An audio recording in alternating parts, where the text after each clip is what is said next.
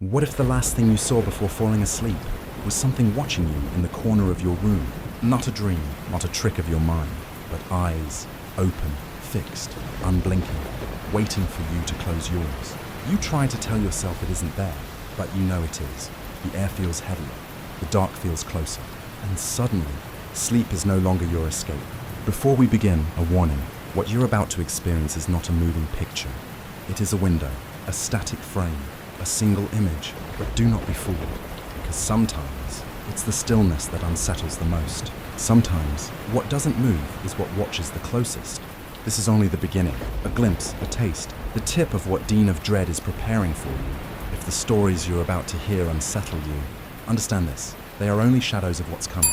Subscribe now, join us, because the watchers, the whispers, the things in the corners, they're only starting to stir, and what you see tonight is nothing compared to what's waiting. Night. For centuries, it has been a time of surrender. The body weakens, the mind drifts, and we let go of the world around us. Doors are locked, curtains are drawn, and we retreat into what should be hours of peace. But for some, the night is anything but safe. There are those who wake in the middle of the night and swear they feel a presence standing over them. Some describe shadows leaning at the edges of their bed. Others hear faint breaths that aren't their own, and when they look, there is nothing, or at least nothing they can explain. Yet the sensation is undeniable, the feeling that the darkness itself has eyes, that while you drift between consciousness and sleep, something is there, patient, relentless, and intent on being near you. This is not imagination.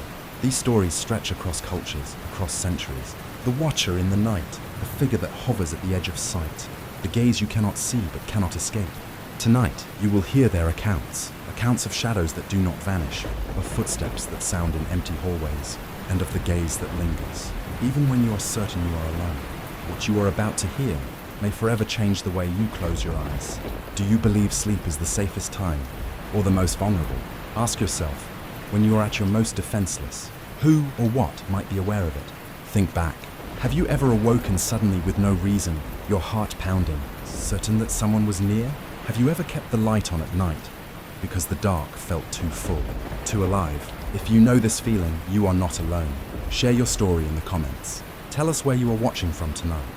And if you want more of these accounts, more whispers from the edge of night, subscribe, because once you've entered this world, it will follow you even into your sleep. Our first story unfolds in a house that seemed, at first glance, entirely ordinary. A single-story home surrounded by fields and quiet roads. Neighbors were distant. Nights were still. The family who lived there had built their lives on routine. Every evening followed the same rhythm. Dinner at the table, homework at the kitchen counter, bedtime stories for the children, and then the comforting silence of rest. For years, they believed nothing could disturb their peace. Yet sometimes, the most ordinary places conceal the darkest truths. And sometimes, it is the silence itself that betrays you. It began with details so small they were easy to dismiss. A toy car placed neatly in the corner one evening was found, in the middle of the hallway the next morning. A door, carefully closed, stood wide open when the parents awoke. At first they laughed about it, blamed one another. You must have left it open. The kids probably forgot, but laughter grew thin when the pattern repeated. Again and again, toys in new places, windows unlocked, and sometimes the unmistakable sound of footsteps on wooden floors. When the entire family was together in one room, one night, just past midnight, a whisper drifted down the hall. Soft, fragile. It was their daughter. She said she couldn't sleep. She said she was cold, but when her mother entered the room, the child pointed to the far corner.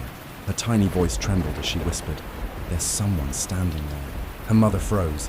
There was nothing in the corner, just toys on the floor, a dresser against the wall, shadows stretching from the faint light outside. But the little girl insisted. She described him, a man, tall, motionless, standing perfectly still. Watching her, her mother reassured her. Checked the closet, checked the window, nothing, no man, no stranger. The child didn't argue. She only whispered, "He doesn't like to be seen." From that night forward, the family felt the house differently. Rooms no longer felt empty. The silence seemed heavier. The father began to hear faint knocks on the walls, always after midnight. The mother awoke one night to the sensation of being watched, her breath catching before she even opened her eyes. But it was their daughter who suffered most. She grew pale, restless. She claimed she could see him at night, standing in the doorway, sitting at the foot of her bed. She said he never moved. He only watched. And though the parents dismissed her stories as imagination, they began to notice strange things themselves. A chair pulled back from the table when no one had touched it. The sound of someone walking down the hall when both children were asleep. And always, the feeling of eyes in the dark. One night, the father stayed awake, determined to prove his daughter's fears were nothing more than bad dreams. He sat in the living room, staring down the hallway that led to the bedrooms. Hours passed. The clock ticked. The air grew cold. And then he saw it, a shadow, darker than the night around it, stretched across the floor of the hall. It was tall, thin, motionless, no features, no sound. It didn't move, but he felt it. A presence, a gaze that cut through the silence. He blinked, and the shadow was gone. The hallway empty, yet his heart raced as if he had been standing face to face with something alive. The next morning, he told no one. But he no longer doubted his daughter. The last night in that house was the most terrifying of all. The little girl screamed, a sound so sharp it shattered the silence of the home. Her parents ran to her room, flinging open the door. She was standing on her bed, pointing again to the same corner, tears streaming down her face. "He's here," she cried. "He's watching us." But this time the parents felt it too. The air in the room was thick, the temperature had dropped, and in that corner, though nothing could be seen, there was a weight, an undeniable presence that pressed against them like a living thing. They left that night, bags half-packed, children wrapped in blankets, leaving the house behind. And though the family never returned, the little girl still speaks of him. She says he followed them, that no matter where they go, he always finds her. And when asked how she knows he's still there, she simply answers, "Because I feel him watching me when I try to sleep." There are thousands of accounts, thousands of voices describing the same terror, and yet each believed they were alone. It always begins the same way. You lie down, body sinking into the mattress, the room grows still, sleep takes hold. But then, your eyes open, and something is wrong. You're awake, but your body will not move. No matter how hard you try, your arms remain heavy, your chest stiff. You attempt to scream, but your voice is swallowed in silence. And then, you see it. In the corner of the room, darker than the night itself, is a figure, motionless, watching. Its shape is tall, its edges blurred, but it is there, always there. Victims describe the weight first, a crushing pressure on the chest, a heaviness that makes each breath a battle. Some say the figure leans closer, pressing down until their lungs burn for air. Others claim the shadow climbs onto the bed, lowering itself until it hovers inches from their face. They can't move, they can't scream, they can only wait. The strange part, these stories are not rare. They come from every continent, every language, every age group. Victims describe the same paralysis, the same darkness, the same watcher. Doctors call it a sleep disorder, a misfiring of the brain between dreams and waking. But what the doctors can't explain is why every victim sees the same figure, tall, motionless, watching. The figure has a name, many names. In Europe, she is called the Night Hag. In parts of Africa, she is known as the spirit that presses. In Asia, she is the ghost that steals breath. Cultures separated by oceans, legends divided by centuries, yet the descriptions remain almost identical. In old European folklore, the hag was a crone, a twisted woman who slipped into your room as you slept. She would climb onto your chest, pinning you down, her weight crushing you into the bed. Villagers whispered that she fed on breath itself, that every time you woke gasping for air, it was because she had been sitting on your chest, stealing your life away, one inhale at a time. But they also said she didn't just press. She waited for you to open your eyes, waited for you to realize you were trapped. And when you did, they say she smiled. In West African traditions, the accounts are eerily similar. Victims describe spirits that visit the vulnerable in the night. They paralyze the body, hold it down, and watch. Some say these beings are punishment. Others say they are drawn to those who are weakened by illness, by fear, by grief. And the strangest detail? No matter the country, no matter the culture, the victim is always certain they are awake. Not dreaming, not imagining, awake, eyes open, body frozen, and something pressing, watching, smiling.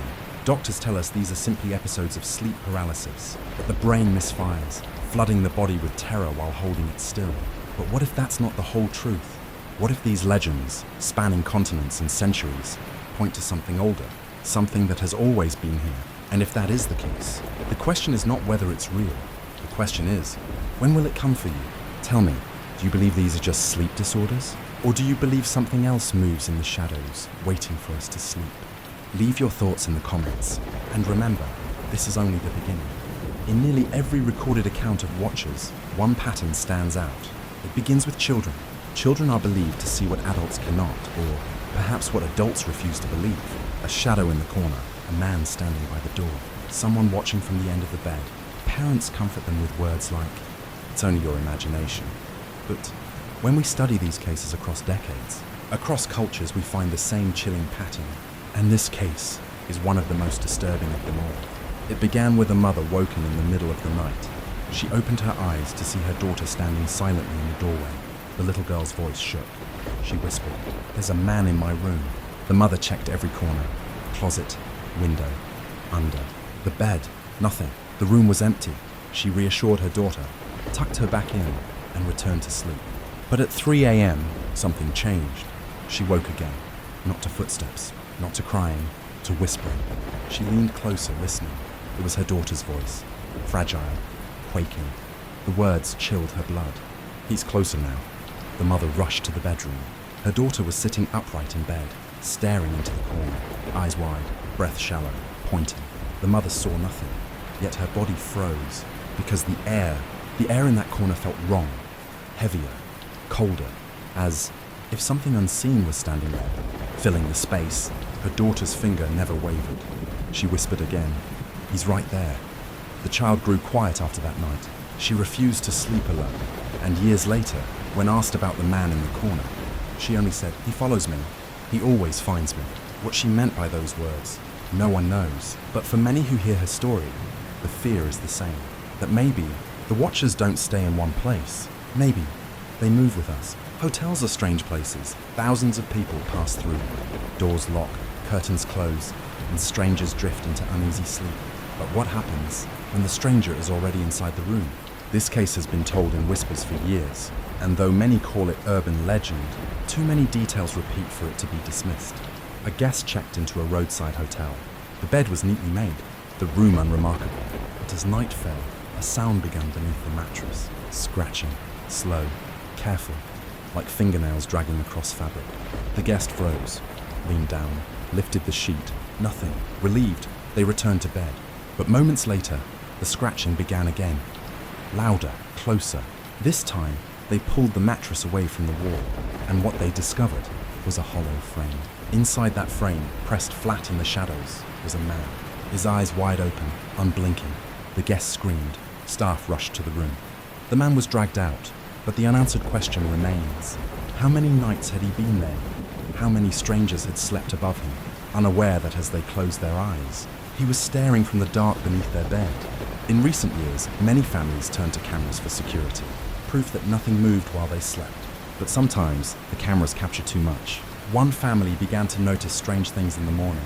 A chair moved, a door unlocked, their dog barking into an empty hallway. They set up cameras in their bedroom. The next morning, they reviewed the footage. At first, nothing. Hours of them sleeping peacefully. Then, at 3:17 a.m., a figure appeared. Tall, still, just feet from their bed. Watching. It never moved closer, never touched them. It only stood there for hours. And then, just before dawn, it vanished. The next morning, when they checked the tape again, the footage froze at that moment. The recording stopped, and it never worked again. Police found no intruder, no evidence of forced entry, but the family swore they had not been alone that night. And though they moved from the house, they never installed another camera, because sometimes the most terrifying thing is not what happens when you're asleep. It's what you might see if you open your eyes. So now I ask you, would you install a camera in your bedroom to see what happens while you sleep? Or would you rather not know? Leave your answer in the comments. And remember, sometimes the shadows you ignore are the ones that stay the longest. Throughout history, mankind has feared predators in the night, lions stalking villages, wolves at the tree line, the silent shape of an owl watching from above. But the greatest fear is not what we see, it's what sees us. Psychologists tell us the mind has a mechanism, an alarm. We don't always notice it, but when eyes linger on us, the body knows. The hairs on the neck rise, muscles tense, the pulse quickens. This reaction is ancient, a survival instinct. And yet, what happens when we feel that alarm, but no one is there? Sound, faint pen scribbling, as if notes are being written. Narrator, investigative tone.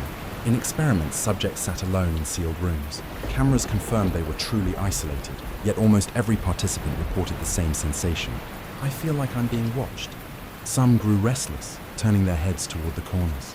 Others broke into a sweat, whispering to themselves. One even swore he heard breathing directly behind him. But when the tapes were reviewed, nothing appeared. Nothing that the cameras could capture. So what is it? Paranoia? Or something beyond the reach of science? What if it isn't imagination at all? What if it's instinct trying to warn us? And worse still, what if, in some cases, the feeling isn't a warning? What if it's a greeting? This fear is called scopophobia, the dread of being stared at. For some, it is crippling. They cannot sleep unless every curtain is drawn, every mirror covered. But even then, the feeling does not go away, because the mind whispers one last possibility. Maybe the fear isn't imagined. Maybe someone really is there. And maybe they never left. She was 27 years old, moving into her first apartment alone. The place was old but affordable. A narrow room with high ceilings and a single window looking out over the street. She decorated it quickly, hung curtains, placed books on the shelf, a plant by the glass. But every night, once the lights went off, the same sensation crept in, eyes on her, watching. At first, she told herself it was the neighbors, or the anxiety of being in a new place. She forced herself to ignore it, to roll over in bed, pulling the blanket higher. But the feeling never went away. It grew stronger, so strong that she began waking at the same time every night.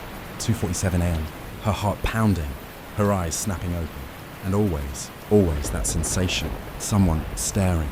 One night, restless, she stared at the window across from her bed. The rain trickled down, streaking the glass, and in that glass, she saw it. A face, at first faint, blurred, just enough to make her breath catch. She sat up, blinked hard. The face was still there, eyes wide, mouth slightly open, expression blank. Her throat went dry, her hands shook, but she whispered to herself, "It's just me. It's just my reflection." She leaned forward, raised her hand slowly. Her reflection raised its hand too. For a moment, she breathed out in relief. But then she noticed the eyes in the glass didn't blink. Her mouth was shut. The reflection's mouth was not. It was opening wider and wider until it stretched too far, impossibly far. Her stomach dropped. Her body froze. She whispered, trembling, "That's not me." And then the reflection smiled. She stumbled back from the bed. The face in the glass stayed for one more second. Then it faded. But the room was not empty. Behind her, the air shifted. The silence pressed against her ears. She didn't turn around. She didn't want to know. From that night on, she never slept with the window uncovered again. But some nights, when the streetlights flicker, she still hears it. A faint tapping on the glass, like fingernails. Waiting, and she knows, if she ever pulls back those curtains, the face won't just be in the window. It will be waiting inside. So let me ask you, if you saw a face at your window at night, what would you do? Would you close the curtain? Or would you stare back? Leave your answer in the comments. And remember, sometimes reflections don't belong to you. Sometimes they belong to what's watching. Insomnia is said to play tricks on the mind. Nights stretch longer, thoughts twist. The border between dreams and reality fades. But what happens when the tricks follow rules? Patterns, steps, pacing. He was told to keep a journal. It will help, they said. Write your thoughts down. Empty them onto the page. So he did. At first, the entries were harmless. Rain outside. No sleep again. Tomorrow, I'll buy milk. But then, one night, he awoke to find his journal already open, and written inside were words he didn't remember. He's pacing again, wall to window to wall. He froze, tried to laugh it off. Sleep deprivation, a trick of his own mind. But the next morning, there was another entry. He's closer tonight. The sound of his breathing fills the room. The man sat staring at the words, his chest tight, his hand trembling over the ink. It was his handwriting, his pen, his journal, but he did not remember writing it. Night after night, the pattern continued. The entries grew longer, more vivid, descriptions of a figure moving silently from corner to corner. He stops when I look at him. He stands just behind me when I write. He knows I'm awake. And always, the same sentence at the end of every entry. Don't turn around. By the final week, he had stopped sleeping altogether. But the entries continued, written in the dead of night, written in his own hand, but he had no memory of writing them. When neighbors finally entered his apartment, they found him slumped against the wall, his eyes wide open, his pen still in his hand. The journal lay beside him, pages filled from end to end. And the last entry, written in handwriting that wasn't his, said only this: "Now he's pacing in your room." There is a reason 3 a.m. is called the witching hour. Every culture tells its own story. Some say it is when spirits cross. Others say it is when demons wander. But for one man, 3 a.m. meant only one thing: the knocking. It began quietly. The first night, he woke to the sound. 3 knocks at his front door. He checked. No one there. The second night, the same. 3 knocks, louder. Again, no one. By the third night, he was waiting, sitting upright in bed. At exactly 3 a.m., the sound came again. Not at the door this time, at his bedroom window, and his stomach dropped. He lived on the 5th floor. He refused to look, buried his face in the pillow. But the next night, the knocking spread. The door, the window, the hallway, always at 3 a.m., always 3 knocks. Until the 7th night, when the sound came from inside the room. He turned his head slowly. The knock came again, this time from the closet, and then he heard it. A voice, low, soft, impossible to mistake. "Open it!" No one knows what he chose, only that his apartment was found days later, the door locked, the bed unmade, and the closet door wide open. So now I'll ask you, if you heard a knock from your closet at 3 a.m., would you open it, or would you run and never come back? Tell me in the comments, and remember, doors, windows, closets, they are not barriers, they are invitations, and the knock always waits for an answer. You've heard their stories, shadows, knocks, faces in the glass. But shadows are not bound to stories. They wait, they linger. And while you've been listening, while your focus has been here, what has been waiting in the corners you've ignored? Maybe you feel safe in your room. Maybe you think your walls, your locks, your curtains mean anything at all. But what are walls except thin barriers between them and whatever presses against the other side? What are curtains except cloth, trembling in the draft of something you can't see? And what is silence except the sound left behind when it stops moving? It isn't always about what you hear.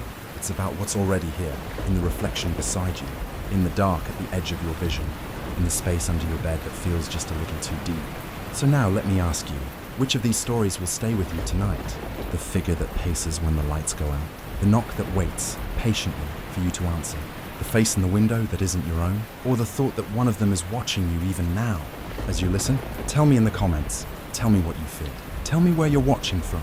And remember, writing it down doesn't make it leave. Sometimes writing its name only invites it closer. If you thought this was terrifying, wait until you hear about the one that doesn't stay in the shadows, the one that doesn't wait at the window, the one that doesn't knock.